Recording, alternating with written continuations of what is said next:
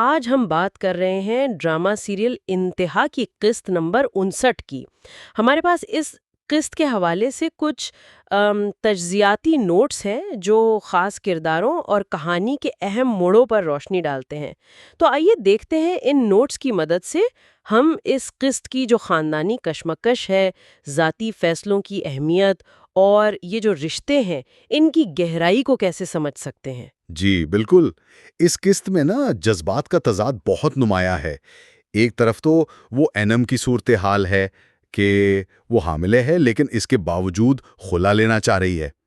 یہ ذاتی خود مختاری کا ایک بڑا قدم ہے یقیناً۔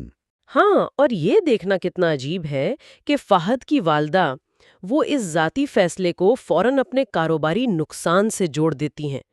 کیا یہ اس طرف اشارہ نہیں کہ بھئی اس خاندان میں عورت کے اپنے فیصلوں کی کوئی جگہ ہی نہیں ہے؟ بالکل بالکل، یہی نقطہ تجزیے میں ابھر کر سامنے آیا ہے۔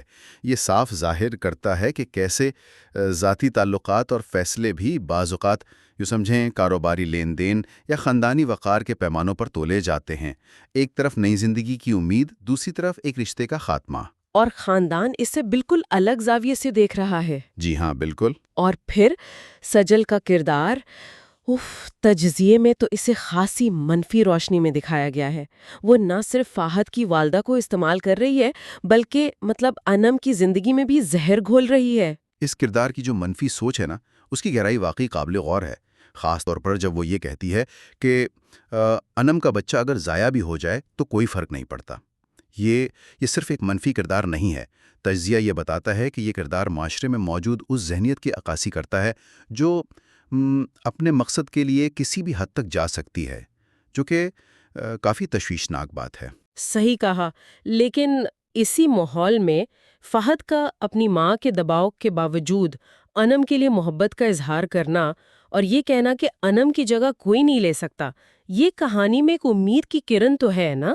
ہاں، یہ محبت تو اپنی جگہ، لیکن پھر دوسری طرف ماں کا اسے سودا پورا ہونے کی تسلی دینا، وہ ہمیں پھر اسی خاندانی سیاست کی طرف لے جاتا ہے جہاں بیٹے کی ذاتی خوشی شاید اتنی اہم نہیں جتنی خاندانی ساکھ یا کوئی اور مقصد۔ بالکل، یہ ذاتی خواہشات پر سماجی اور خاندانی دباؤ کا ایک کلاسک ٹکراؤ ہے۔ ان سب کرداروں کے ساتھ ساتھ زینب کی اپنی کشمکش بھی نظر آتی ہے۔ وہ رات گئے نوید کا انتظار کر رہی ہے، ہانیہ کے بارے میں پریشان ہے۔ نوٹس بتاتے ہیں کہ اس کے پیچھے اس کا اپنا ماضی ہے، یعنی اولاد نہ ہونے کا دکھ اور وہ والد کی دوسری شادی کے پرانے زخم۔ جی، زینب کا کردار یہ بہت اچھی طرح دکھاتا ہے کہ ماضی کے تجربات حال پر کیسے اثر انداز ہوتے ہیں۔ وہ محبت اور توجہ چاہتی ہے، ظاہر ہے، لیکن ماضی کے خوف اسے آگے بڑھنے سے روکتے ہیں۔ یہ ایک عام عورت کی اندرونی جنگ کی عکاسی ہے جسے بہت سے لوگ محسوس کر سکتے ہیں۔ تو مجموعی طور پر اگر دیکھیں تو یہ قسط کئی محاذوں پر کشمکش دکھا رہی ہے۔ خاندانی دباؤ بمقابلہ انفرادی آزادی، محبت بمقابلہ سازش، اور ماضی کے سائے بمقابلہ حال کی حقیقتیں۔ ہاں، تجزیے کے لب لباب یا یوں کہیں کہ نچوڑ یہی ہے کہ یہ قسط ذاتی خود مختاری، سماجی توقعات اور انسانی جذبات کے پیچیدہ جال کو بہت بہت مؤثر انداز میں پیش کرتی ہے۔ سجل جیسے کرداروں کی شدت شاید کچھ ناظرین کو ناگوار گزرے، لیکن یہ کردار کہانی کو گہرائی دیتے ہیں اور معاشرے کے کچھ تلخ پہلوؤں کو سامنے لاتے ہیں۔ بالکل۔